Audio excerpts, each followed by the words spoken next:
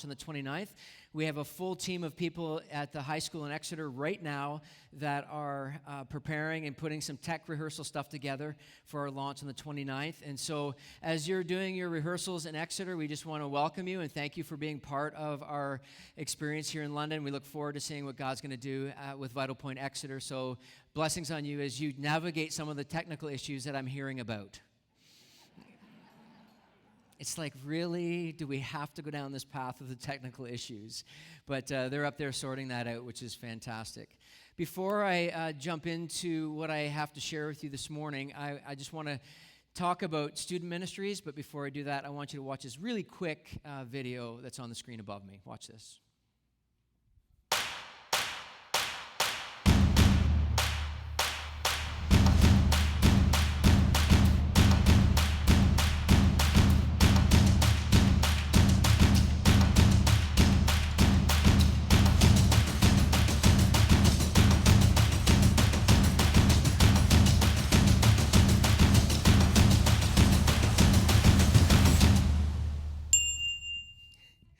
So clever, eh? So clever.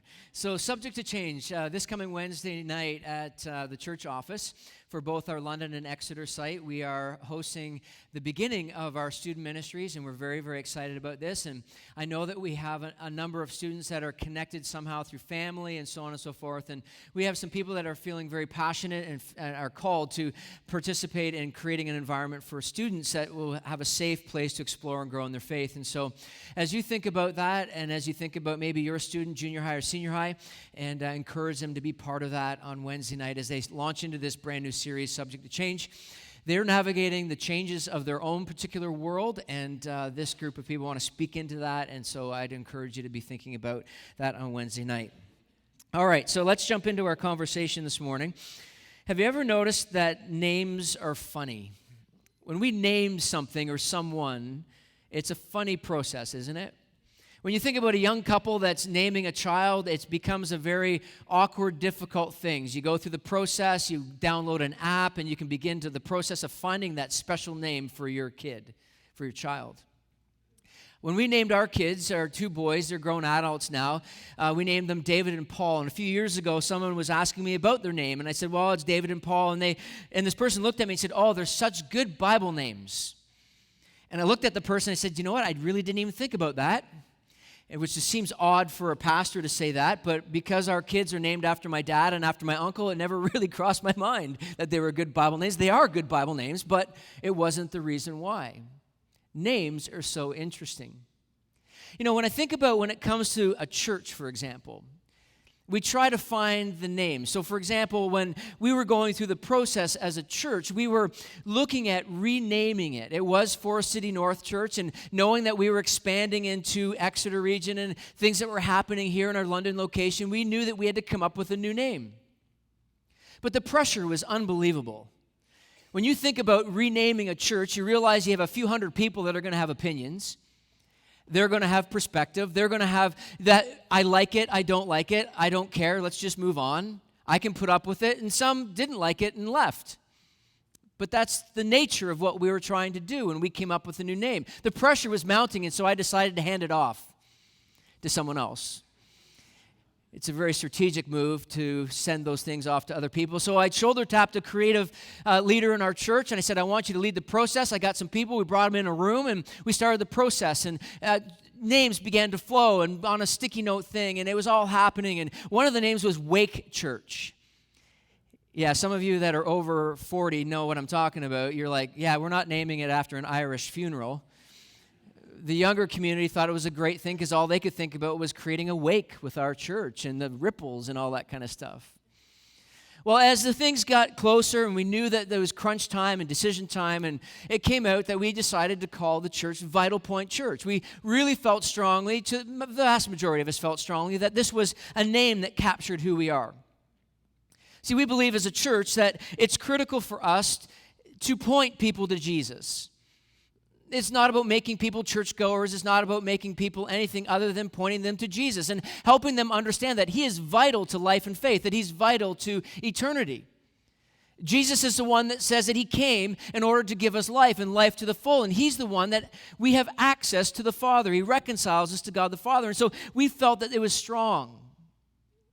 We also like the word vital because it means full of energy and lively, which I think we try to do on Sunday mornings as we gather together. It kind of fits. It's kind of working. But as I think about the name and as I think about who we are and our identity as a church, I began to realize something very clear, that God didn't care what we called it. He doesn't care.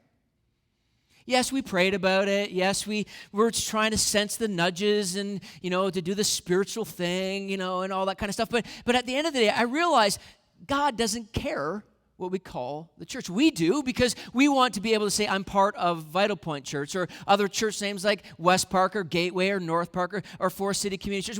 We want to be able to tell people in our lives, oh, I am part of that church.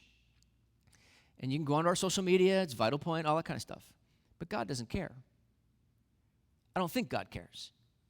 Because I think God cares more about our identity, more about who we are and the expression of who he has called us to be. See, when you think about the word church, many of us have these ideas and thoughts that begin to roll around inside of our heads when we think of church. We all do. I don't fault you for that. We just do. Oftentimes what happens is when you hear the word church, you think about what? A building, right?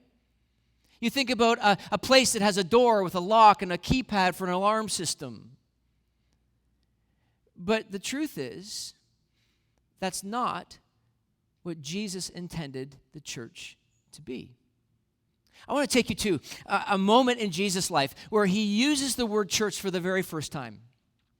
In the English translation, we put it to that. I'm going to take you to some technical phrases in the original language for you just for a few moments, and that fires some of you up, I know, going to the original language of some of the description of this. But I want to take you to a story where Jesus is interacting with his disciples. See, Jesus would oftentimes speak to the crowds. He would speak and tell stories and draw people in with parables and such. But there are these incredible intimate moments that he had just with the 12, just with his inner circle.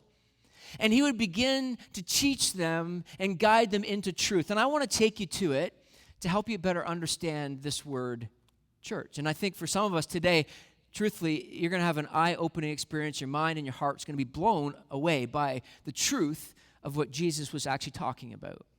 So let me read it for you. It's Matthew chapter 16. It's a section on Jesus' life. It says, when Jesus came to the region of Caesarea Philippi, he asked his disciples, who do people say that the Son of Man is? Well, they replied, some say John the Baptist, some Elijah, others say Jeremiah, and others say other prophets. Then he asked them, but who do you say I am? Simon Peter answered, you are the Messiah, the Son of the living God. Jesus replies, you are blessed, Simon, son of John, because my Father in heaven has revealed this to you. You did not learn this from any human beings. Now I say to you that you are Peter, which means rock, and upon this rock I will build my church, and all the powers of hell will not conquer it. Last verse. And I will give you the keys of the kingdom of heaven. Whatever you forbid on earth will be forbidden in heaven, and whatever you permit on earth will be permitted in heaven. It's quite a moment.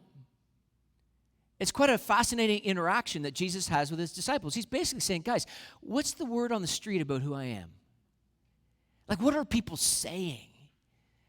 Who do people think I am? And so they start telling. But then Peter, he's always the one, you read these stories, Peter's often the guy that speaks up the most. He doesn't think too often, they say, but he speaks into this moment and says, well, I know who you are. You're the Messiah, the Son of the living God. And Jesus looks at him and says, exactly, Peter. God is doing a work in you. He's revealing the truth of who I am. And Peter's feeling good about himself because he got the answer right. But then Jesus says something so powerful. He says, upon this rock, which means the truth that Peter just revealed about Jesus, is the rock in which the church will be built on, and not even the gates of hell will be able to stop it. Now, we have to talk about the gates of hell for a second because some of us may not fully grasp what that means. It's actually not what we think when we think of hell. the imagery that comes to our minds is like a pit of fire, demons with pitchforks and horns and tails and so on. That's not what Jesus is talking about. I've actually been to the place where Jesus is speaking about in Israel, where he is actually talking about a place where people would sacrifice their children. It's this enormous, looks like a gate space, and people would do evil things by sacrificing their children. There was darkness in this space, and he says not even death will be able to stop this move that I'm about to do. See, the word church in the original language is actually, it's kind of a soft, if we kept with the original, it actually has more punch to it. In our English translation, it loses a bit of the punch when it comes to the word church. In the original language, it's a word, it depends on how you look at it, ecclesia or ecclesia or something like that. It's kind of this different word. I have a definition of it on the screen for you. It's talking about this idea of an assembly of people called for a specific purpose. See, the word in the original language isn't even a religious word. He uses a word in this moment to describe about a group of people coming together to do two things. One is to unlock the things of a city or a town that they are in the process of helping develop it and move it forward. But it's also a military word used to call together soldiers for military battle. So it's this idea of this people coming together for a specific purpose to unlock the things of that city or that town. It's almost like they're governing what was going to happen. So when he uses this in the original language, he's not talking about a place, he's talking about a people that have a specific purpose.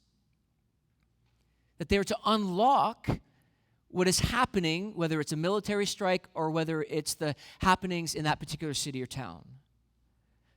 Important. Because Jesus uses a common word that speaks to the truth of what he expects his church to be and to do and what their identity would be.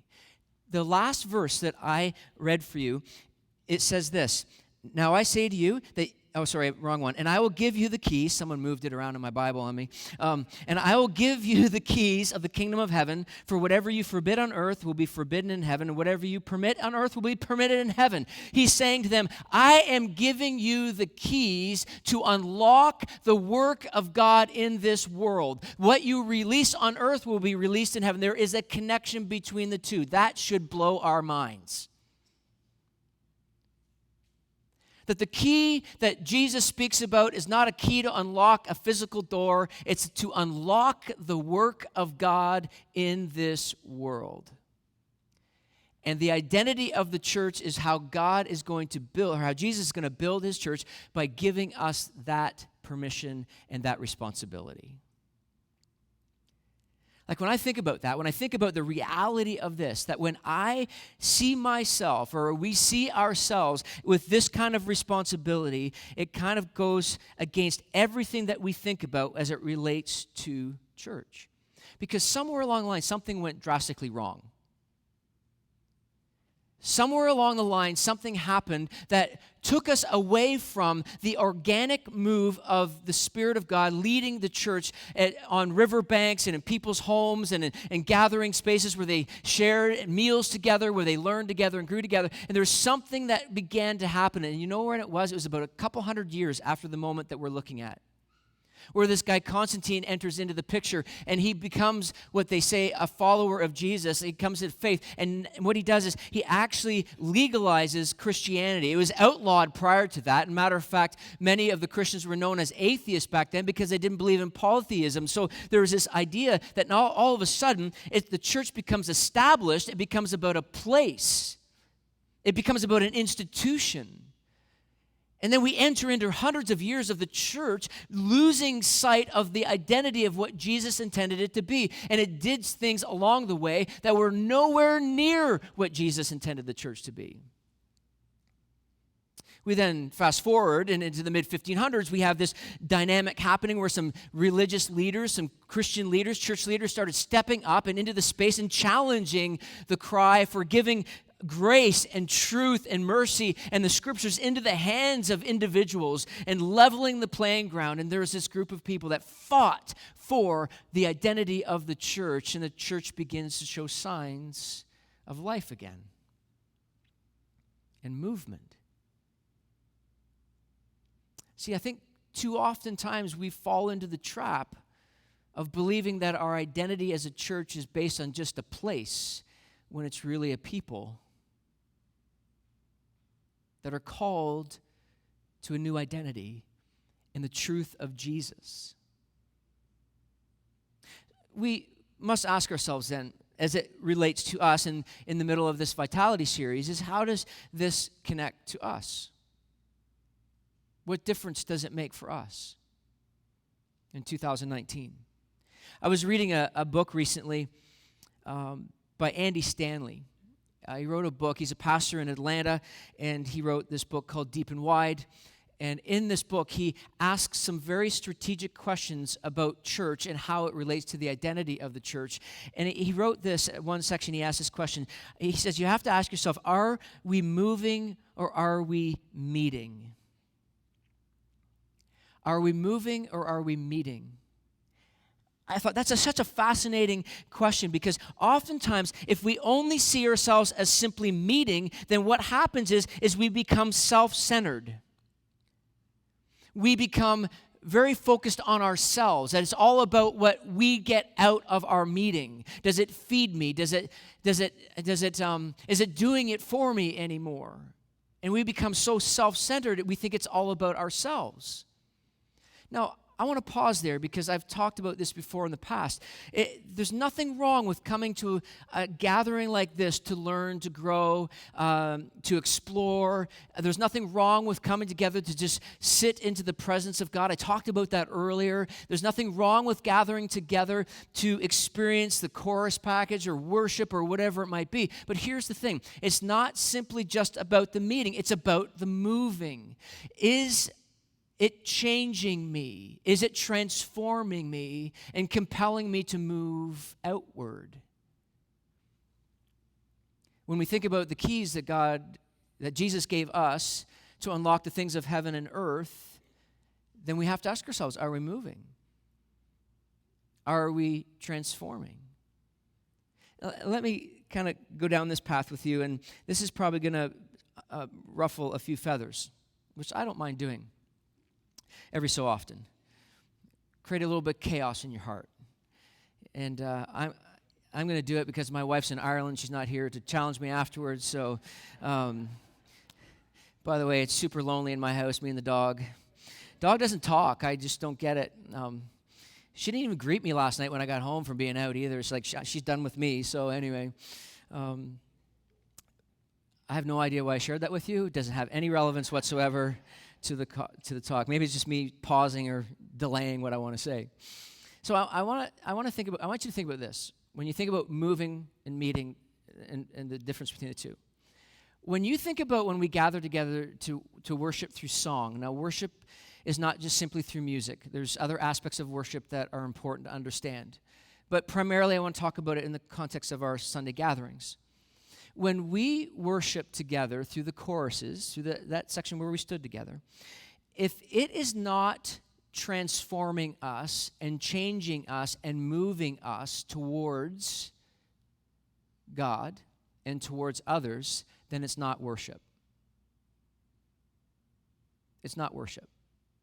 We cannot sing about our deep love for God and for Jesus if we don't love others.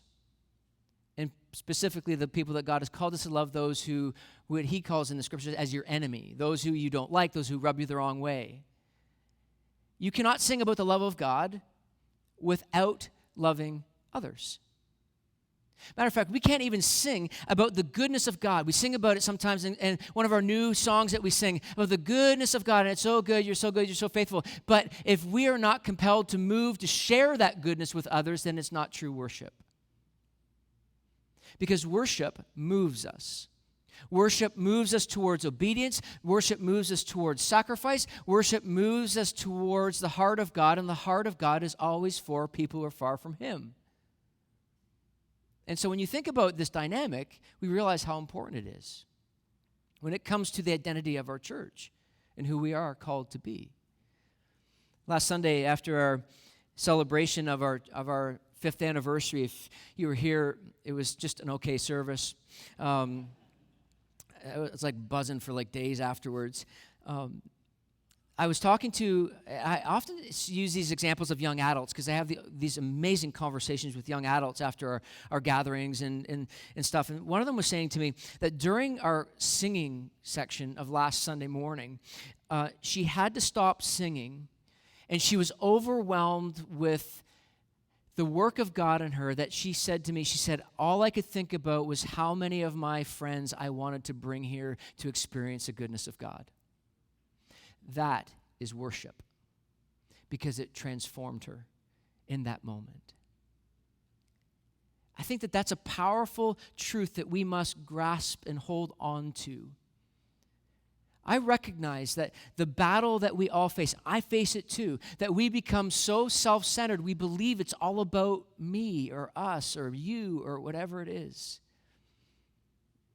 And we begin to realize something very clear, that the identity of the church is much more than that. There's another question that I love what Andy Stanley asks in his Deep and Wide book. He says, he actually goes into this other section where he begins to talk about how we organize around the mission and how we measure the difference in our community. I thought it made me stop, to be honest. It made me go, how do I measure the influence and the impact of our church? How do I measure that? I'll give you some inside Ron's head moment, okay? You need to know that oftentimes what happens for me is I measure the level of success of Vital Point based on the amount of people sitting in the seats. I'm not the only pastor that does this, just so we're all clear, okay? Get around other pastors, how big's your church? How big's your church? Just like, shut up.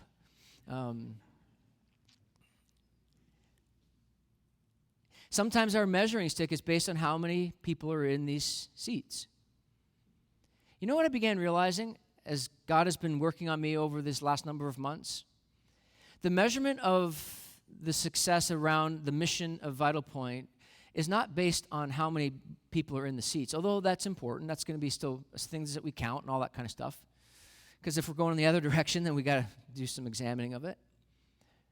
But what I realized is that the measure of success and the impact of Vital Point is based on how many people are engaging in the mission and not just sitting. It struck me. I realized how critical it is to be able to look at the life of our church and hear the stories of people in our church that are beginning to understand that it's not all about them. That it's about investing in the lives of those who have not yet experienced the love and the grace of Jesus. It's investing in those who are less fortunate than us. It's about unlocking the keys and the truth of heaven by speaking into injustice and racism and all those other isms that are in our culture that we as a church have the privilege to do and to be part of. That we become these people that live and breathe the mission that God has called us to. I want to illustrate this for you as it relates to our church. And there's some things that you may not be aware of that I'm going to highlight for you right now. We have a growing community in our church called Community Impact. It used to be called City Impact, but since our expansion into Exeter, City didn't work because it's a town, and so we changed it to Community Impact. And one of the things that I love about this Community Impact team and our leadership team that's been talking to me and leading me through this process is that we have 4 different prongs of our Community Impact that are measurable. We serve downtown at the Ark Mission once a month. We have this expanding food care program with a freezer in our office that we're reaching out in the love of Jesus, in the name of Jesus, to people who are in need. We have this growing capacity in the northwest corner of our city that we are actually having an impact in the low housing income place. And then we also have the expansion of sponsoring kids to go to Forest Cliff Camp. It's all happening from us. From our church.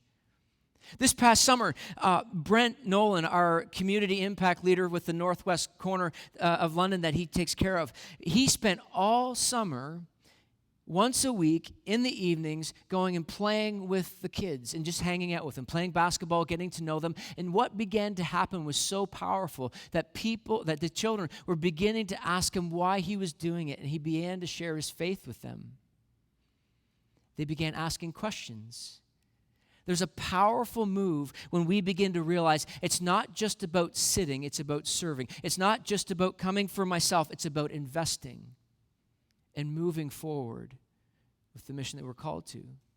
The community impact team has been really challenging me on this. They've been really pushing on me as it relates to our church. And what I love about it is that they're saying, Ron, we're just not looking for people to help out.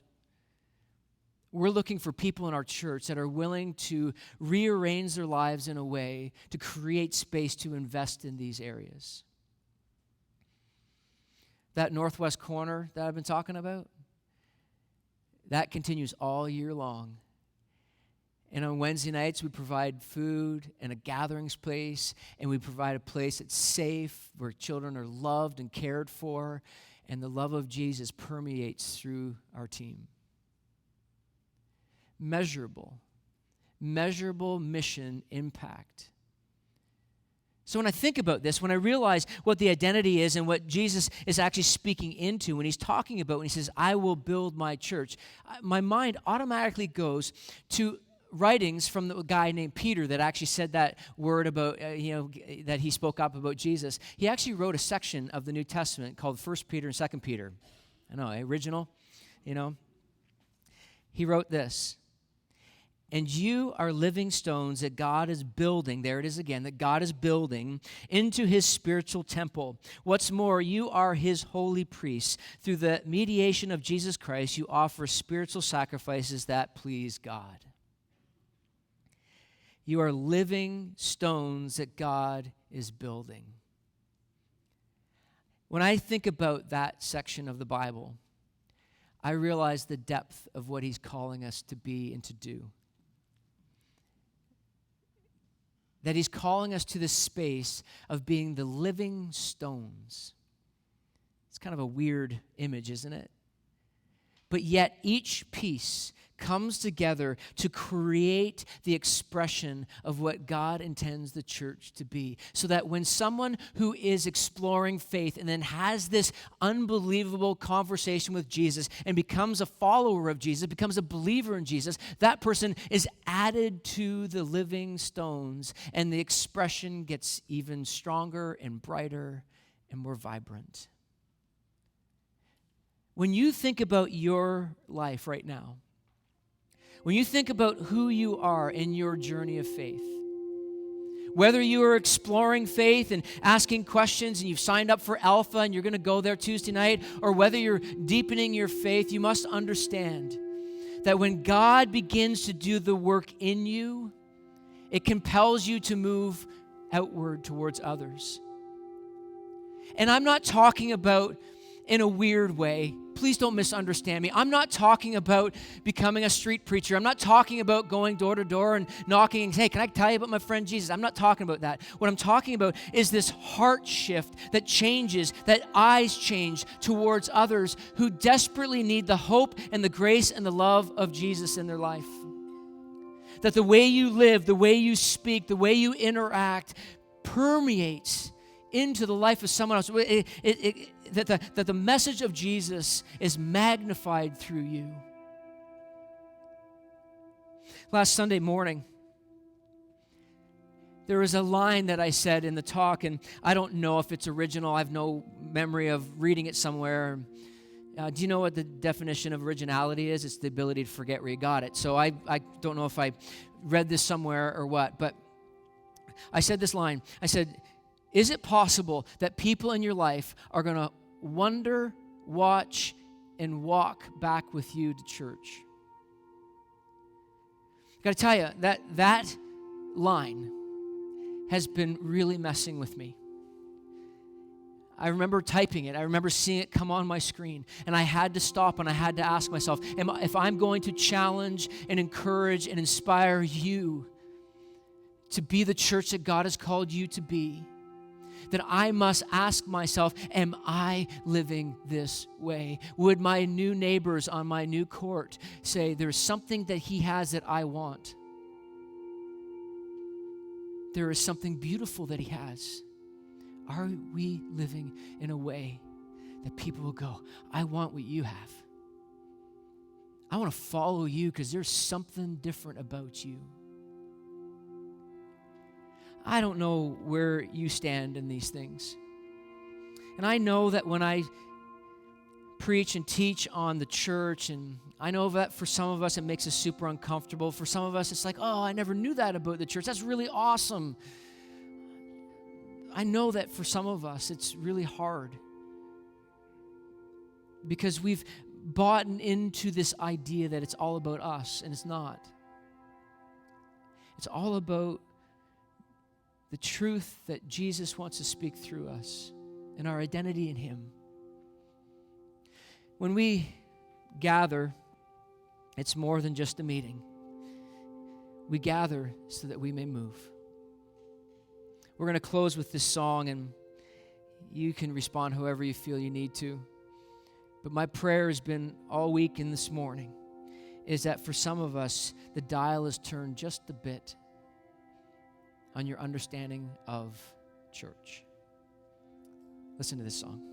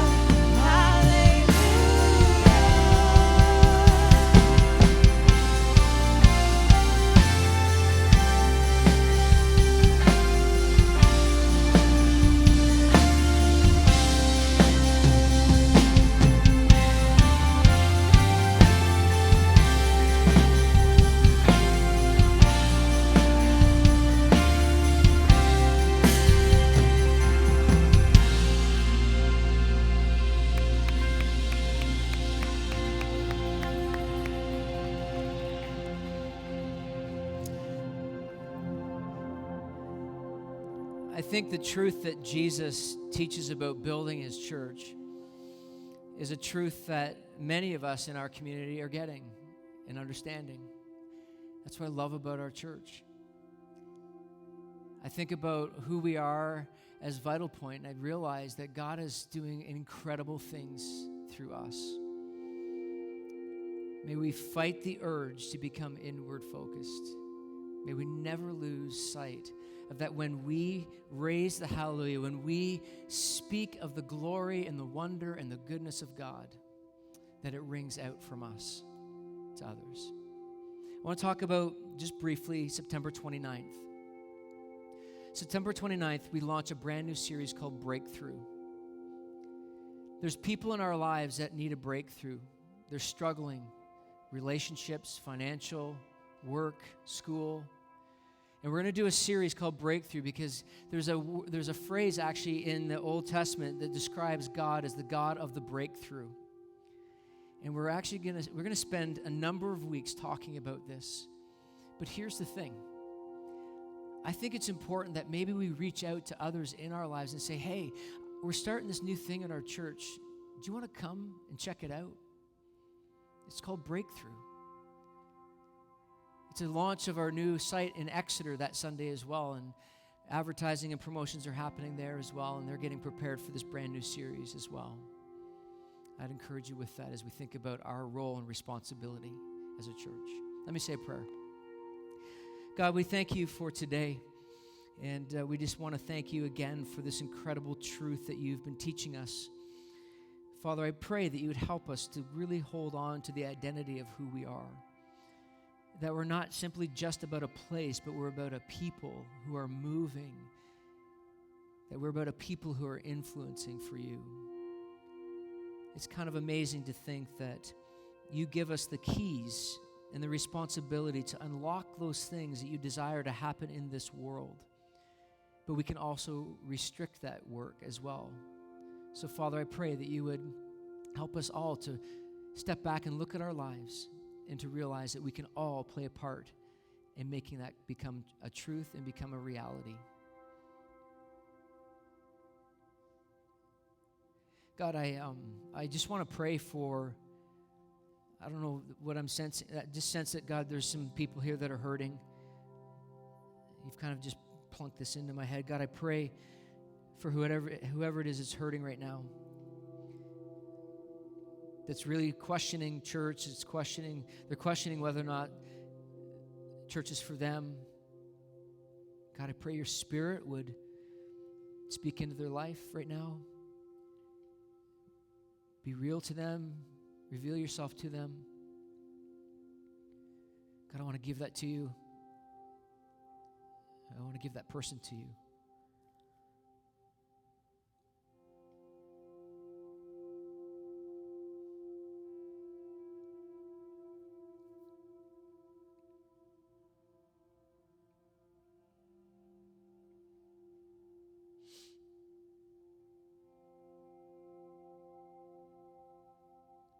Trust you for that. God, give us courage, give us strength, give us your presence as we leave this place. And we pray this in Jesus' name. Amen. Thank you for being here. We'll see you next week.